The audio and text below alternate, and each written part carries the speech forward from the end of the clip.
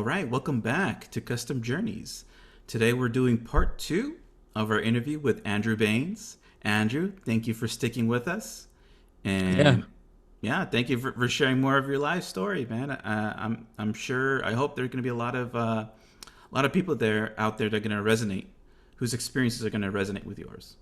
So thank you. yeah, I hope so, man. Yeah, I'm looking forward to it. We got to finish the story, finish it strong. So hopefully this will bring value to somebody. Hopefully it brings value to a lot of people. But even if it's just a handful, that's a good start with me. So yeah, let's do it. Awesome. So living off where we left off, we were just about to graduate with our master's degree. And I can say we because I was right there. I was witness to this. We both graduated at the same time, December of 2014, with our Yep. master's degree in hand. Quite a moment, a lot of pride for our respective families and for ourselves. But from that Yeah. point, did you or had already acquired a job, or were you thinking about working in industry, or were you thinking about going and doing your PhD? So no, I was not thinking about doing a PhD.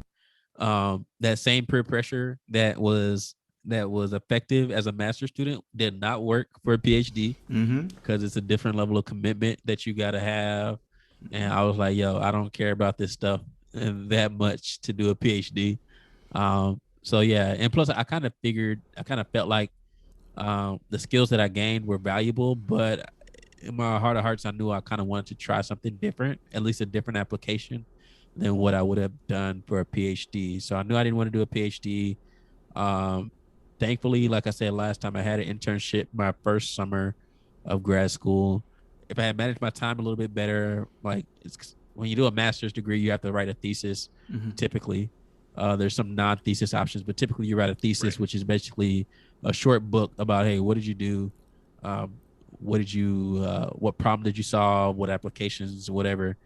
So I had to do that. If I would have did a little bit better job of like managing my time through that process, Mm-hmm. I probably could have had a second internship for the second summer back at Sandia. But uh, yeah, my advisor at the time, he was like, "Yeah, I don't think it's a good idea for you to go go away for the whole summer. You're gonna miss Mm-hmm. out on a big opportunity to finish up." So I ended up staying in San Antonio around the summer of 2014. And around that time, I also had started applying to a lot of jobs just online and things of that nature. I was mainly applying like Boeing, GM, Ford, and Lockheed Martin. And boy, when I tell you, like applying online for jobs, a lot of people know it just feels like you're just throwing your resume in the trash. It don't feel like nobody looks at this stuff. It's just like you got to put out. It's a numbers game at the end of the day.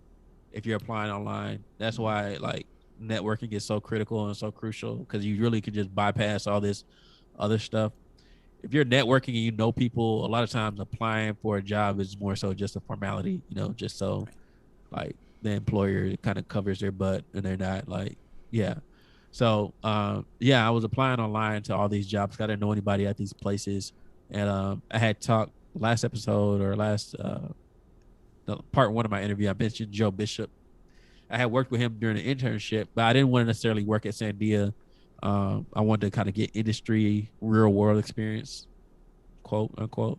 So yeah, Joe had used to work at GM, so I asked him if he knew anybody, but most of the people that he used to work with had left. So I was literally just applying online for every single job. Mm-hmm. Fortunately, I got two interviews, one with Lockheed Martin out in New Orleans. And New Orleans was great. I love New Orleans. I was going out there like probably like once a year for like 2 or 3 years now. Mm-hmm. And I went out there. It just didn't really seem like a great fit. I would be doing FBA for the Orion project if I decided to pursue that option. But my first option, which kind of um, came after the fact, was a job offer at General Motors. Mm-hmm. And thankfully, by like probably like September, August or September, I had like received an email saying, "Hey, we want to interview you for this job you applied for in the noise and vibration department doing FBA work." Mm-hmm. And I had like I don't think I had taken like a vibration class at all. So I was like, how in the heck am I gonna do this job? But I've never taken like I think I took like maybe one vibration course, but it was trash. But anyway, It was like that was like my weakest point, like my weakest like area of like knowledge. And I was Mm-hmm. like, okay, this is where I'm gonna end up working. But the on the flip side, I was gonna be doing FBA work, which by that time I had been doing for like 3 or 4 years, and I had along the way I had learned Python programming, so I kind of had those technical skills that I could apply to a Mm-hmm. different area. So yeah, probably around September, October, I had accepted that job, and the good thing about it is um, I didn't manage my time well enough to take the summer internship, but I did manage to like defend my thesis early. And so I finished up my thesis probably October, and I went ahead and defended it. That was really like a nerve-wracking process because it's like you and three other faculty members and then some of your peers, and y'all are all in the room, and they're like, it's like really technical, really like focused. So it was a Mm-hmm. little nerve-wracking. But I had got some tips and advice from people in the lab. But anyway, I had Mm-hmm. finished that whole process probably by October, and I was like, yo, I'm about to get out of here. I was taking one class, and I had just finished my thesis. So I told General Motors, hey, I want my start date to be November 1st, knowing good and well that I didn't graduate until like December 15th or something like that. Mm-hmm. And I had talked to the professor for the one class that I was taking. And I was like, hey, I got a job at General Motors. I just need to take your final exam. Can I just do that in Detroit? And he was like, yeah, that's fine. Long story short, I started working in Detroit November 1st. I had to fly back to San Antonio Mm-hmm. around December 12th or something like that to graduate. And that was really exciting. My wife, who was my girlfriend at the time, she was like super like proud of me and stuff like that. So like I had never seen her like that excited for something that I had did. So that was like really dope. And then my mom and dad were there, so that was awesome as well. So it was just all around a good moment, and I felt like I was set up for success. It's fantastic. Now, starting at GM, you starting to make a little bit of money, like real money, not grad school money. And I think it's helpful for the audience and for students, looking for a STEM career to at least have an idea of what the type of money one makes. So in terms of a range, I'll ask for a range. I don't need no specific numbers. Yeah, But what kind of range should a student expect with a master's degree in mechanical you, engineering? you trying to count my pockets, bro? Mm, Now I'll be transparent about it because I know it. I think it'll bring value. Number one, I think if you want to like get a ballpark estimate of any job, I would look on like Glassdoor.com. You can like pretty much plug in like any company or any job title, and they kind of give you like a ballpark estimate of what a job pays. I will say, if you're like doing it purely for the money, um, and don't worry, I'm gonna answer your question. I'm just going around about Ray. I'm answering your question. If you're doing it like primarily for the money, the better route is probably just to do a bachelor's degree, work for a company. A lot of times, companies will offer you the option for that company to pay for your master's degree, and typically it'll be like mm, a MBA or a non-thesis master's of some engineering or something like that, or some STEM career. So I would typically recommend, hey, if you're doing like if you're focused on hey, I want to maximize my income, get the bachelor's degree, find a good job. Um, maybe they hopefully they have some kind of benefit where you can do like tuition reimbursement or tuition assistance of some sort, mm, and then kind of work your way up from there. Because if you do the route I went, you're not going to really see like the big ROI return on investment versus like a master's degree purely through academia versus like a bachelor's working in industry, got an MBA. But fresh out of college with a master's degree at General Motors, I got hired in. The original offer was like 70 grand. Thankfully, at this point, I was like really excited. I was like, "Yo, maybe 70." All right. I was like, "Oh, that's dope." Okay. And then the cost of living in Detroit is pretty low. So I was like, I can do something with 70. Like that is dope. Like I'm calculating. I'm like, oh, okay, I got it. So yep. thankfully at this time though, I had done like I had been pretty active with like going to different career fair events and career services. So like they have like etiquette dinners where like they Mm, teach you etiquette for right. dinners and stuff like that. Um, business meetings and stuff. So they had started talking to me about like negotiating for a salary. And so like when they said 70, I was like excited. I was about to be like, oh yeah, I'll take it. But I was like, let me see what else I can get. So I was like, I'm really, really excited. I really appreciate the offer. But I was like, I get 75. And she was like, okay, let me see if I can take it back to the hiring manager. Interesting. And he came back and he was like, I can't do 75, I'll do 73 and change or something like that. It's like, all right, that's cool. And then on top of that, So, well, I took that information back to career services and I told them like, yo, this is what they offer me, 73.5. I got a master's degree. And but then I was like, on top of that, they offered me like a relocation package. And so like they were gonna pay to take care of everything for like for me to move from San Antonio to Detroit. And I didn't read all like the fine print of like what all was included in the relocation package. I just figured like, okay, they're gonna take care of my stuff. But boy, when I read the details and that money hit my account, I was like, okay, they took care of me. So relocation packages, all said and done, I got like probably like a check for like 10 grand, and they paid to move my stuff up there, like with no hassle. So like that's just for like relocating. So like relocation package for them at the time, it was like, hey, we're gonna send somebody to your house. Don't pack nothing. So like they show up, knock on your door, they just Mm-hmm. come in, you just chilling. They pack up everything, like your clothes in your drawers. They take them out your drawers, fold them up, put them in boxes. Your TVs, they wrap everything the way they should wrap it. Like your whole house, they're gonna come in and pack everything, load it up in that big 18-wheeler truck, and then they'll take it up to wherever you're going. So that was like hassle free. Like you didn't Wow. have to do nothing.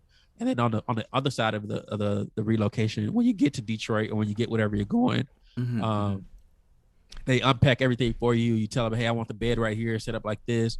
I want the TV right here. I want the dresser. So I mean, it's like completely 100% like hassle free. So that was amazing for me. But then the reason why I got like the 10 grand or whatever was because in a relocation package, it's basically like one package for everybody. So like if you own a home, they're gonna help you like with like the expenses associated with, hey, you gotta find a new home Right. in Detroit. It's gonna take you X amount of days where you're gonna be in a hotel until you can find a home. So they're like calculating all these expenses, assuming like worst case scenario, basically, where assuming like you gotta sell your house in your current city, you gotta move here, Right. you gotta stay at a hotel until you can buy a new house, and they're gonna like reimburse you for all of that. Dude, I was a college student at this time. I was living with my girlfriend, paying like $800 a month for rent, and I had like barely anything. I was moving to Detroit, and my rent was gonna be like 825 or something like that. So it's like they think I have all these expenses, but on the flip side, I get to just pocket all this money. So the relocation package, all said and done, was like probably like 10 grand, um, 10,000, and then my starting salary is probably like 73,000 started off. Right. So Uh, I was in a good spot.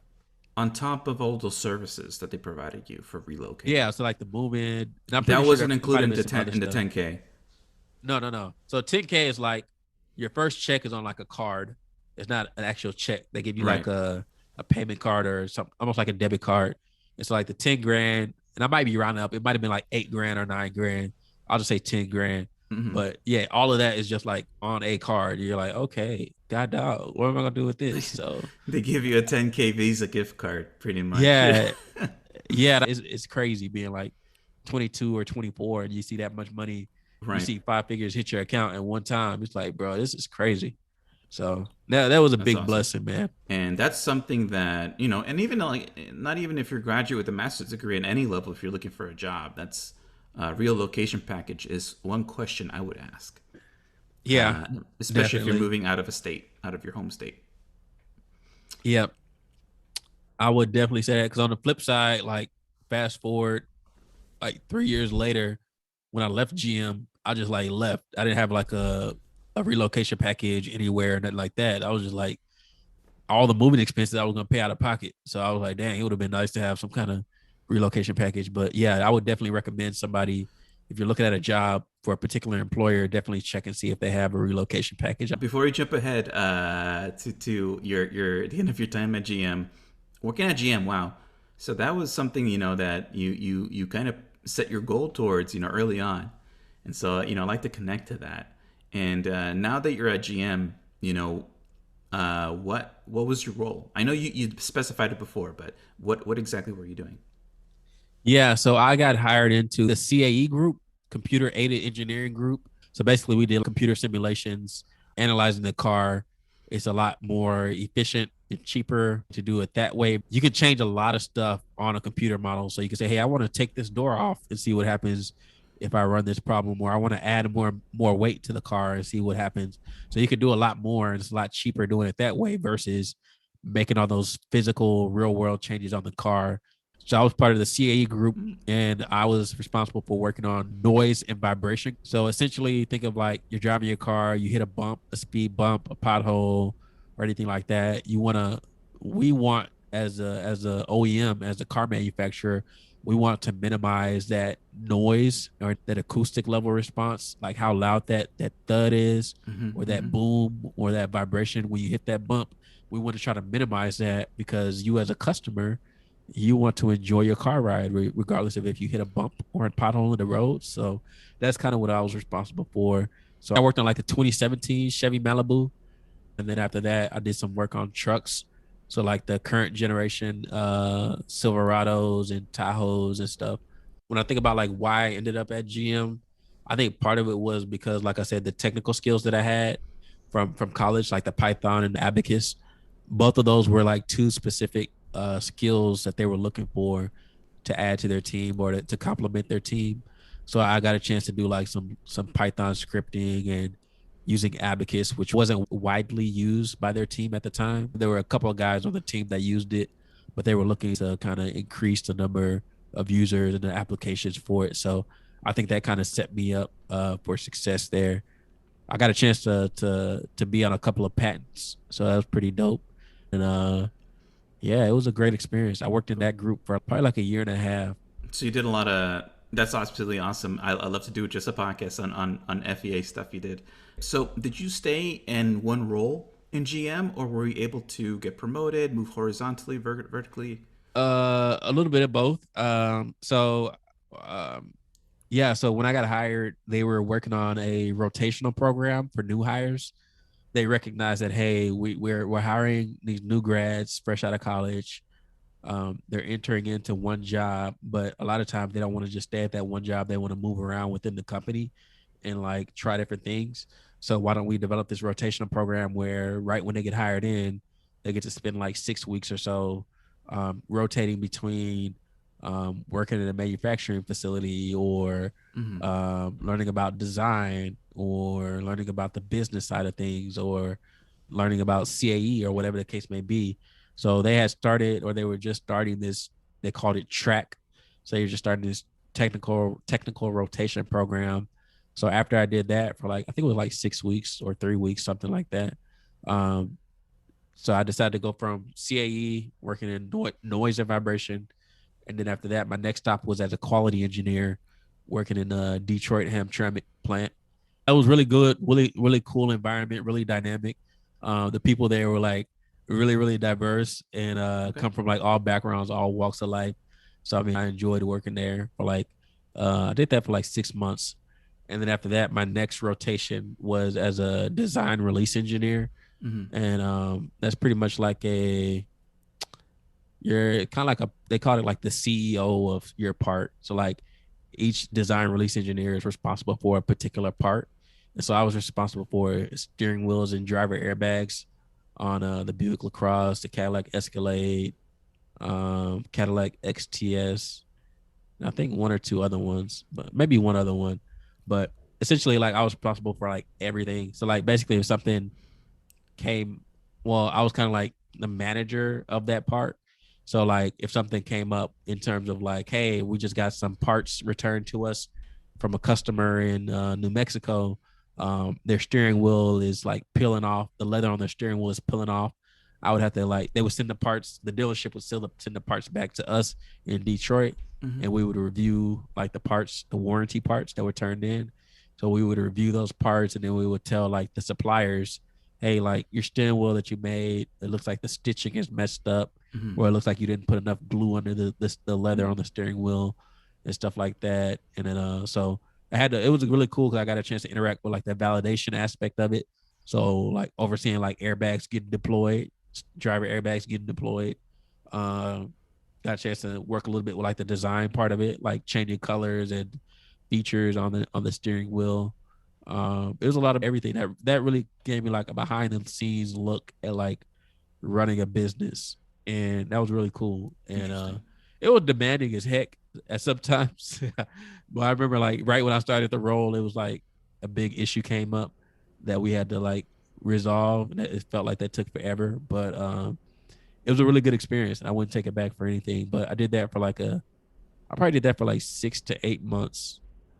All in all, I was at GM for like just under 3 years, and yeah, we could talk about why I left. I was ready to go, but um, Yeah, all in no, all, it was a good experience overall. gotcha. No, for sure. No, that's my follow up question. Effectively, you're working at your dream job. You know, All right, three go years ahead. later, you decide to go, and you were able to move to different positions. Yep. In those 3 years. So what led up to deciding to move on? Yeah, so like you said, it was my dream job. Like like I said last episode, when I was in high school, I wrote down on paper like, hey, I want to work at General Motors or Ford. Thankfully, I was able to do that. And coming up on year 3, I just was like ready to leave. I was homesick, ready to get back to Texas. And then also like the image I had in my head of working at this dream job Mm-hmm. was different than like reality. And I was like, okay, is this what I want to do? Like I would walk in the door and I would be like walking by people's desks and they would have like this plaque for like, I've been here 25 years. I've been here 30 years. Like all these 30-year plaques, 20-year plaques. I'm like, do I want to be here for like that long? Or do I want to Mm-hmm. be here for even 5 years? And I was just like, every performance review that I would have at the end of each year, I would get good performance reviews like, oh, you're doing good, you're getting like a raise, a pay raise, or a promotion. But at the same time, I was like, bro, I'm not passionate about this at all. Like Mm. this is like for me, for me to do something and do it good, like at the level where I know I can do it at, I really have to be passionate about it. Like if I'm passionate about it, I can do whatever, like the good, the bad, whatever. I'll deal with it to get the job done. Mm-hmm. But if I'm not passionate about it, I'll just kind of like, ugh. And that's not to say I wasn't like doing my work or doing it well, but internally I knew, hey, it was time for me to leave. And I really knew it was time for me to leave because bro, it was cold. I was tired of dealing with the winters up there. And like in certain times of the year, it gets dark early as heck up there. Mm-hmm. So like imagine waking up early, it's dark outside, you go to work, you're inside all day, you walk outside at like 4:30, 5 o'clock, and it is dark Where'd they again. go? And it's like, bro, I am not gonna do this. And then you feel like your life is just passing you by, and you've only been there for like 2.5 years, but you're like, bro, I don't want to do. But no, on a serious note, I would talk to my wife about it, and she would be like really, really supportive of me being like, she just told me like, babe, if you want to go back to Texas, it's fine. Like, we can you can find a job anywhere. You have a degree, whatever. And I was just like over it. Like I remember some nights it was I would just go home and I was just my wife would be in the living room. I would just go sit in the dark, like in the bedroom, like not even sleep, just like looking at the ceiling, like trying to figure out like, yo, what do I want to do next? What am I passionate about?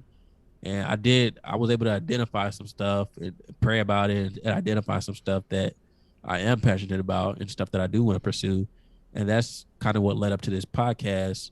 And that's a big part of it. And but yeah, man, it was tough leaving GM. I felt like I was breaking up with a girlfriend or something.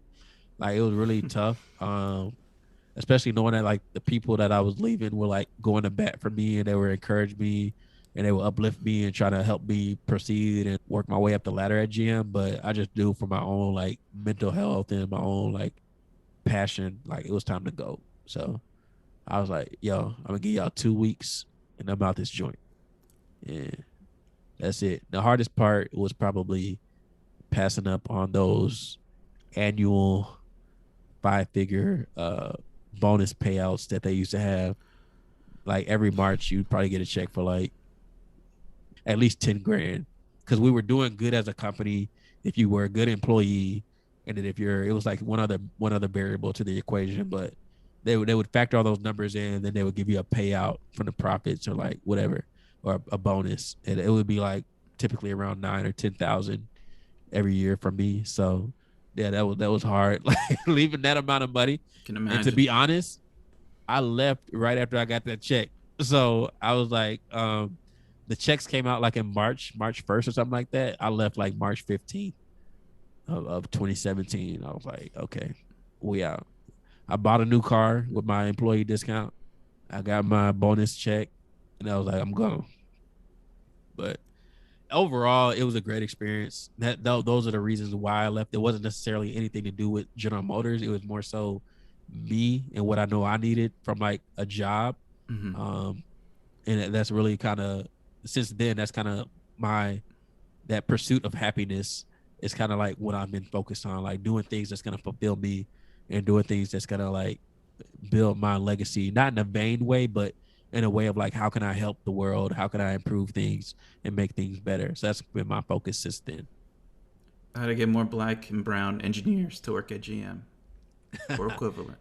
Yeah, that's part of it, man. This Yeah. podcast is all about like encouraging and promoting people to pursue STEM, and so that would be my first goal is really to help Black and Brown people to get introduced to STEM, exposed to STEM, and then on the flip side to show like employers and stuff that hey, there's a lot of good talent out here, and I hope you're looking. If you're not looking, here are some good examples.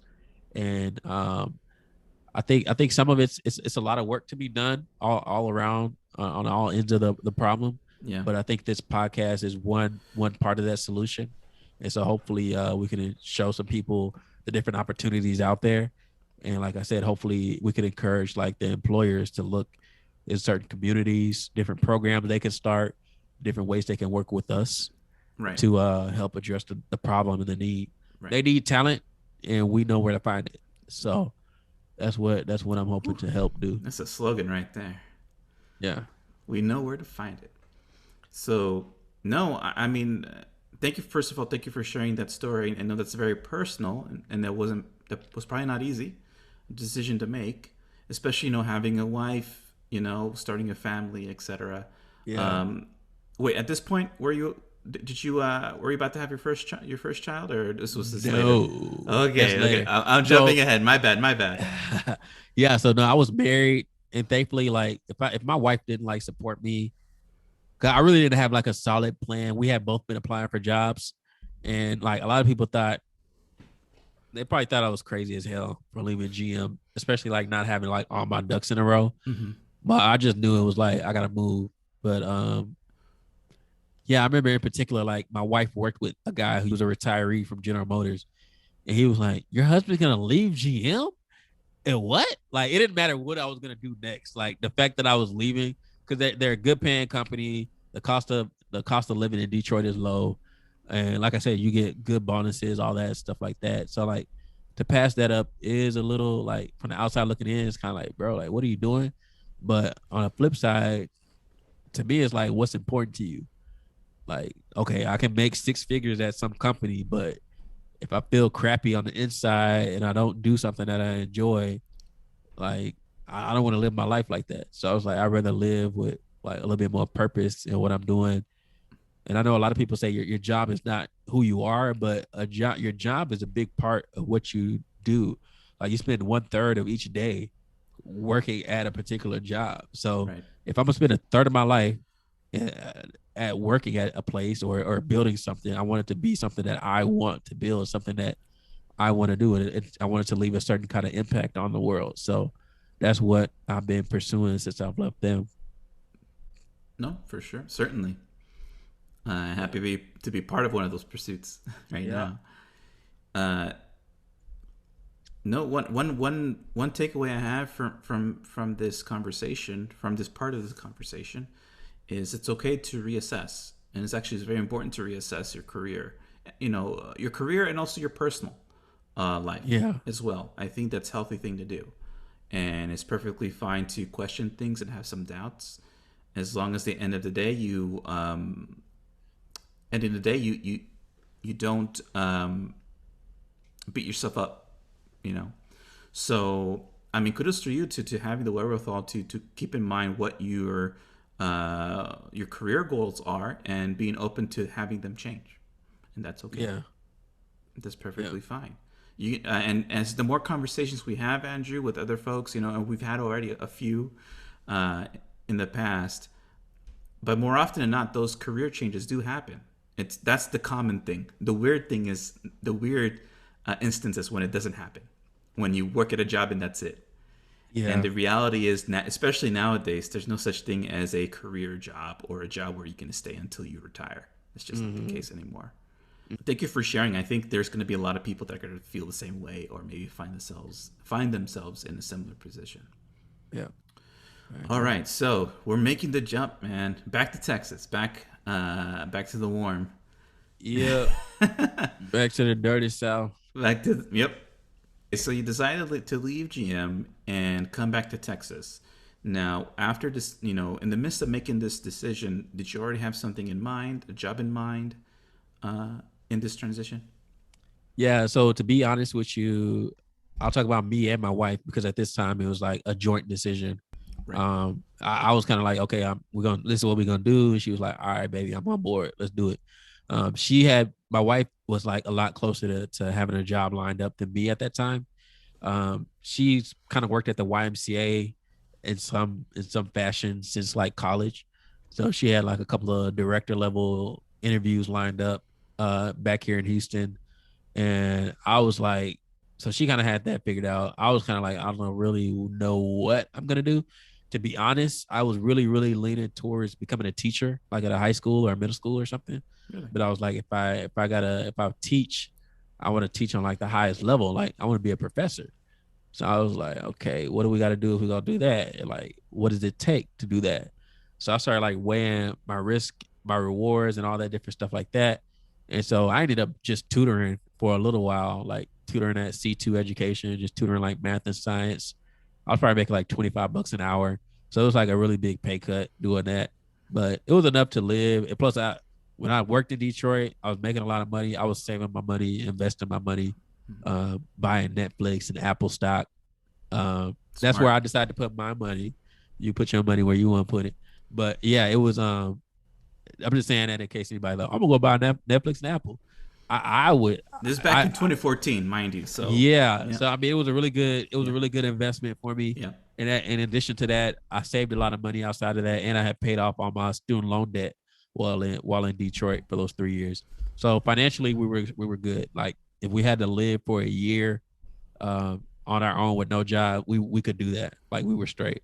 Oh, that's a really good question. I forgot to ask Andrew. How Yeah. much student debt did you end up having after college? Man, I can't remember the exact number. I want to say at least 20 because some of it was accruing interest like Mm, while I was in college.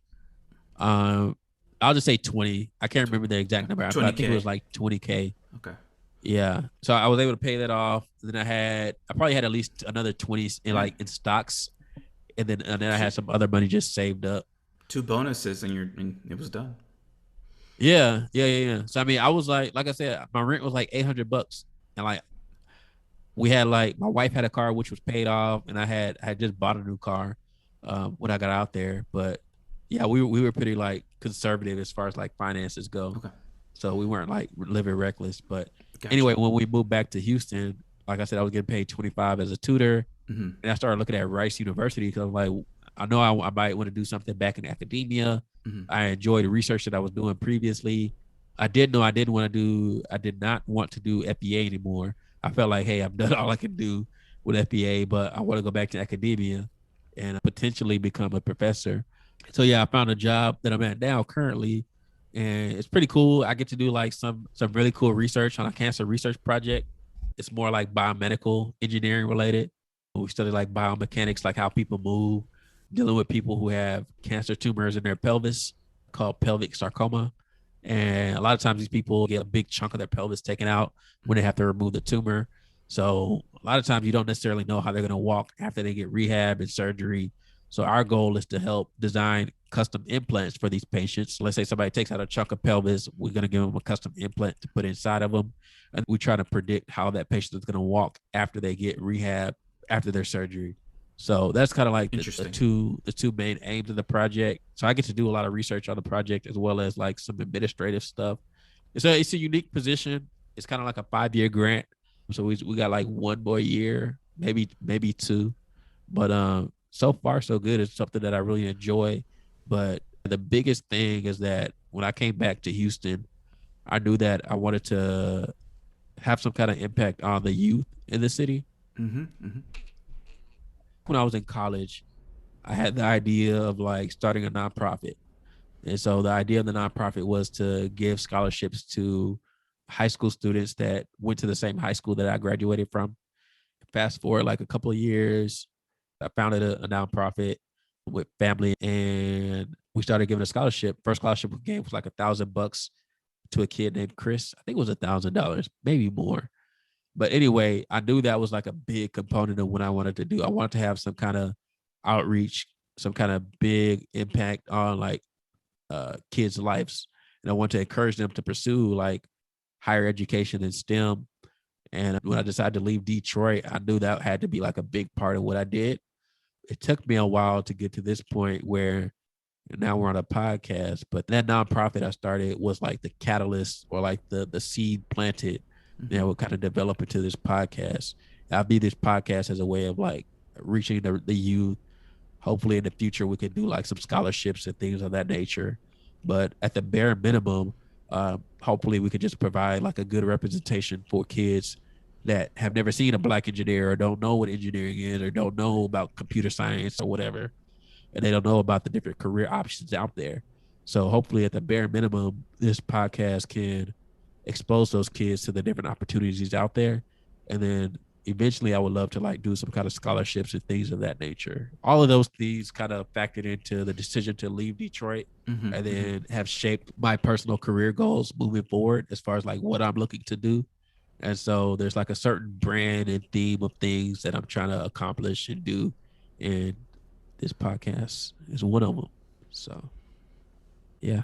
Yeah, hashtag branding. So no, that's completely fair. Like I said, it's good to reassess your career goals, and your career goals changed, or you discovered the career goals you always had. So no, looking. So no, that's quite a leap, Andrew, coming to Houston, not necessarily with a job lined up, but Yeah. relying on your family, on your wife, to help you out. But you were also, like you said, you were also tutoring on the side, which led to some of that thinking of maybe having a career in education. I'm curious though, how were you able to find that job at Rice as a staff engineer? I do not know what made me look for that job. I think I was just looking at Rice's website, like Okay, what is it, jobs.rice.edu. I was just like, let me see what they got. okay, Like, so I was looking at Rice at U of H. I didn't really want to go into oil and gas. That's really big here in Houston. I did apply to a couple of jobs, but I heard back from one, but I didn't want to go that route. Like I said, I figured I wanted to do something that was more fulfilling. But worst case scenario, if I had to go oil and gas to take care of my wife, of course I would have. But thankfully, I didn't have to. I didn't have to make that decision. gotcha.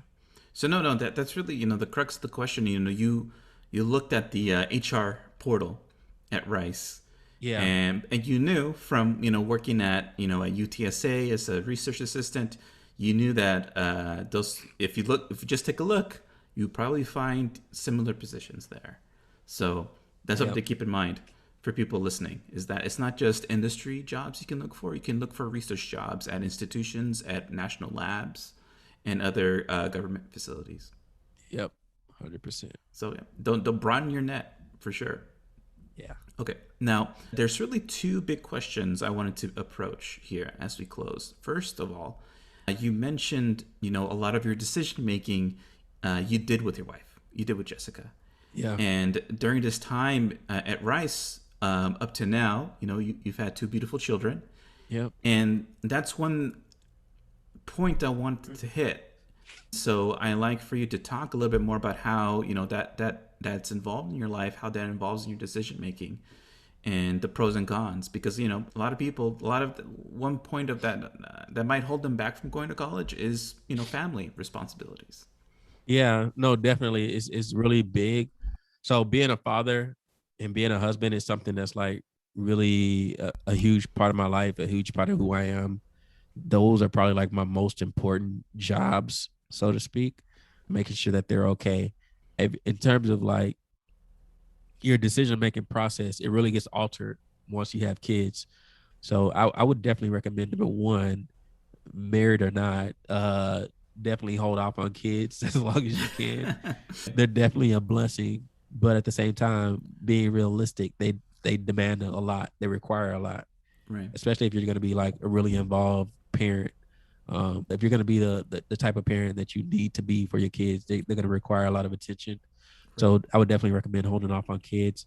If you have kids and you're married, you have to have a good partnership with your wife or your spouse in order to pursue those different opportunities that you really want to pursue. Because if you work as a team, a lot of things are a lot easier Right. in the end. So I hope that answered your question.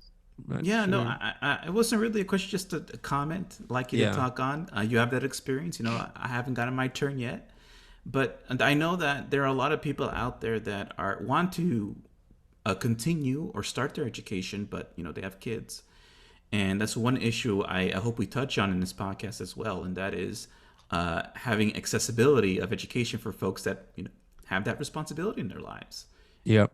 Yeah. Now I'd recommend for those people look at like alternative ways to get to the end goal. And that's something that I'm looking at now, Um, I'll put it out there. I haven't like completely put the idea of like become a professor. I haven't like completely dismissed that idea, but I know if I decide to go that route, it'll have to be like an alternative way of getting there versus like the traditional. Hey, I'm gonna enroll in school full time for Mm-hmm. the next 5 years and get paid $20,000, and yeah. So I'll Right. have to take an alternative approach because that salary just don't work for me. But there's different ways of getting to your end goal. You just gotta leverage your network and use your problem solving skills to get there. Yep. It is possible. And we can Yeah. get into that in another episode, but I think that's a really good point because that's, again, this journey's custom, Yes, sir. you know? So, with that being said, I'd like to move forward to our final question for the interview. And thank you for hanging with us if you're listening. Thank you, Andrew, for hanging in there and Yeah, answering all my man. follow ups. And yeah, thank you so much for sharing your story. And I apologize if we didn't get all to the we didn't get through all of the questions that we wanted to get through, but I think we did a good job going through all of them, I think most it's of a them. good start. Yeah, it's a good They'll start. get to learn more about us throughout the whole podcast series. So No, for sure. stay tuned. So, final question, Andrew, Yeah. and this is a question that I always like to that I like to ask for all the guests, and that is, if you had an Infinity Gauntlet from the Oh my. Avengers, and you can Oh snap your my. fingers and bring something into existence, you know, Ah. if you had that power, what would you do? Now, this can be in terms of global policy, national or local. It can be a habit or a resource for a particular person or a particular set of students. You know, Yeah. what would you do to enable more people of color to pursue STEM careers? Oh man. Man, this is a tough question. There are like so many different ways to approach this, right? Oh man, Eli, this is tough. Because I'm trying to like my first thought is to like something with exposure, right? Because like it's two different problems. The first problem or one problem is like the resources, right? The lack of resources in these communities. So like if we can provide money to people, they can go to school, they can get the training they need. But then on the flip side, there is still like an exposure problem where I think like people just don't know about what's out there. And I feel like if they know and they can visualize themselves being in certain opportunities, then they'll pursue it. Um, gosh. Okay. So uh if I had an Infinity Gauntlet or the next closest thing, man, okay, the easiest thing, I'd make education across the board free for all residents in America. That way I made it pretty broad. So like if you want to go to private school, it's free. If you want to go to like some highly skilled technical school, it's free. If you want to go to trade school, it's free. If you want to go to a 4 year university, it is free. Wherever you want to go, it's free. So I guess that's what I would do. And I guess we'll take care of the exposure part of that problem. And then the Infinity Gauntlet will provide the free education. So in the end, everything works out perfectly. Like you said, we know where to find the talent. Yeah, Just give us a call. that works. Yeah, I like it. fantastic. Well, fantastic answer. I'm, you know me. I'm on board with that answer. But no, Yeah. but thank you for sharing. And you know, I think it's good. And the purpose of this question is to challenge challenge people to thinking big, Yeah. having these big goals, even if they might be impractical, they might not be possible at the moment. It is important to have them because you never know. At someday it might actually be possible, but it takes the courage to start believing these things Yeah. and start working towards these things. In my opinion, so and it's good to have that perspective of what other people value. Yeah. So thank you for sharing that, and thank you for hanging in there. This has been a marathon, but it felt like nothing, Andrew. Yeah, no, man, it was good. Other than my nose like being completely stuffy, I hope people can't tell. Other than that, man, this has been great. I really enjoyed it. Thanks, Eli. No, thank you, Andrew, and to everyone listening, thank you for listening, and we'll see you next time. Yep. Later. Peace.